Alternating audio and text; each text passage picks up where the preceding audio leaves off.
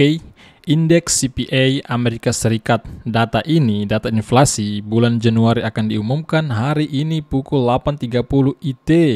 Ya, kalau di Indonesia sekitar di malam hari teman-teman ya. Sebentar malam karena pada saat kami buat video ini di sore hari. Ketua The Fed, si Jerome Powell, telah menyatakan bahwa suku bunga dapat memuncak lebih tinggi dari yang diharapkan. Kita menunggu saja di beberapa jam ke depan apakah memang CPI, teman-teman, inflasi meningkat di bulan Januari di tahun 2023. Ketika ini mengalami kenaikan, maka yang kemungkinan besar kembali kripto akan mengalami penurunan. Dan jadi teman-teman semua harap waspada jika Anda melakukan trading future ya, yang melakukan long ataupun short.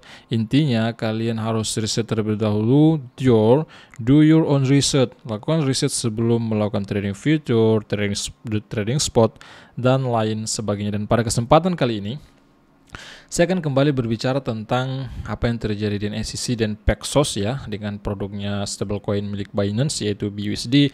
Dan juga saya akan saya sampaikan kepada teman-teman semua ada beberapa postingan dari sisi Binance terkait apa yang terjadi, tuduhan yang dikeluarkan, investigasi yang dilakukan SEC terhadap Paxos dengan BUSD. Maka kesempatan kali ini saya akan tunjukkan kepada Anda ada beberapa utas Twitter yang dikeluarkan yang sisi Binance katakan di Twitter yang perlu saya sampaikan kepada teman-teman semua, dan beberapa informasi penting lainnya pada kesempatan kali ini. Maka dari itu stay tune ya, tonton video ini sampai selesai. Kita akan mulai datang dari SEC dan juga Paxos.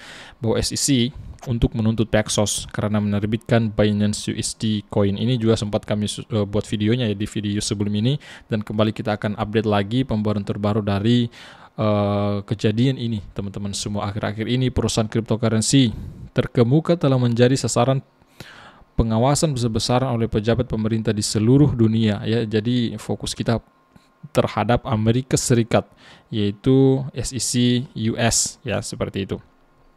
Penerbit stablecoin Paxos sedang diselidiki oleh regulator di New York. Selain itu, Securities and Exchange Commission (SEC) berencana untuk menuntut perusahaan tersebut. Akibat daripada apa? Akibat daripada penerbitan koin Binance USD, BUSD, karena SEC menganggapnya sebagai sekuritas.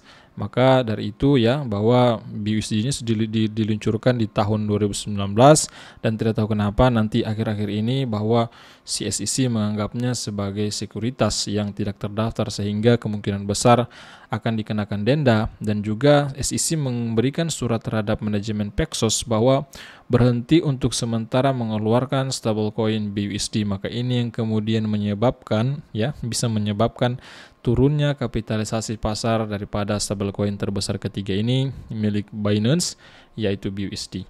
Menurut laporan terbaru oleh Wall Street Journal ya, salah satu pemberitaan terbesar juga di Amerika, SEC mengirimkan surat kepada Paxos. Dalam surat tersebut, regulator memberitahu Paxos tentang kemungkinan tindakan penegakan. Nah, ini yang harus digarisbawahi, kemungkinan tindakan penegakan akan terjadi ya. SEC menindak daripada menuduh daripada Paxos, dan kemungkinan akan juga dikenakan denda seperti apa yang mereka lakukan terhadap exchange tertua yaitu Kraken di beberapa hari yang lalu, dan kami juga sudah membuatkan updatean tersebut. Maka dari itu teman-teman, pantau terus setiap video kami dengan cara smash tombol like, subscribe, bunyikan loncengnya. Next, SEC menyatakan bahwa BUSD adalah sekuritas yang tidak terdaftar. Oleh karena itu, regulator menggugat perusahaan karena melanggar undang-undang perlindungan investor. Ini alasannya ya. Paxos tidak hanya mendaftarkan stablecoin tetapi juga meluncurkan bersama dengan Binance pada tahun 2019. Saat ini Binance hanya melisensikan merek tersebut, tetapi BUSD diterbitkan dan dimiliki oleh Paxos ya, perusahaan induknya Paxos. Namun demikian, Binance mengklaim untuk memantau situasi ini. Dan ini juga ya sudah dikomentari si CZ Binance berkata di Twitternya, dan kita akan mengulas sebentar teman-teman semua. Nah, maka dari itu kita lanjut lagi ya. Di sini kita melihat postingan dari CZ Binance seperti apa yang saya ungkapkan. Dia berbicara, dia katakan di beberapa jam yang lalu tentang hal yang terjadi antara Paxos dan juga SEC. Dia katakan, singkatnya, BUSD diterbitkan dan ditebus oleh Paxos.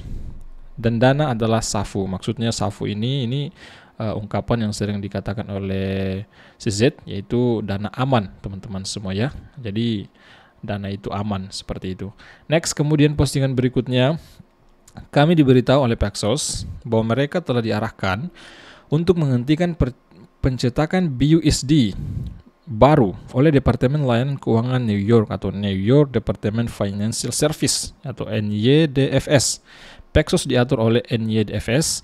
BUSD adalah stablecoin yang sepenuhnya dimiliki dan dikelola oleh Paxos Now. Ini yang kalian garis bawahi, teman-teman, bahwa BUSD itu dikelola oleh sepenuhnya oleh Paxos ini ya, bukan si Binance-nya yang mengelolanya sepenuhnya, seperti itu. Next, kemudian postingan berikutnya CZ katakan akibatnya kapitalisasi pasar BUSD hanya akan menurun dari waktu ke waktu ya, jika masalah ini belum terselesaikan. Semoga masalah ini cepat terselesaikan sehingga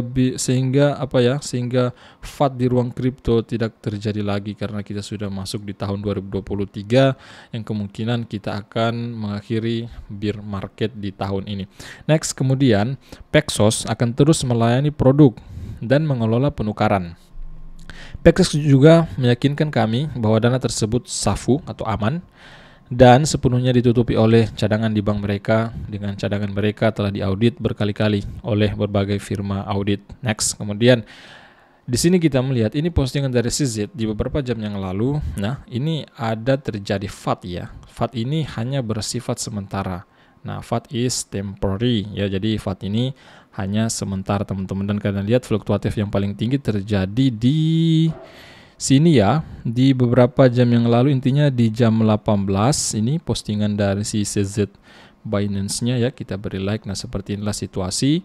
Ini awal-awal daripada munculnya berita sehingga fluktuatif yang tinggi terjadi pada BUSD ya, tetapi BUSD ini masih stabil lah ya, bisa dikatakan ya, masih di kisaran mendekati $1 lah, teman-teman semua. Nah, seperti itu.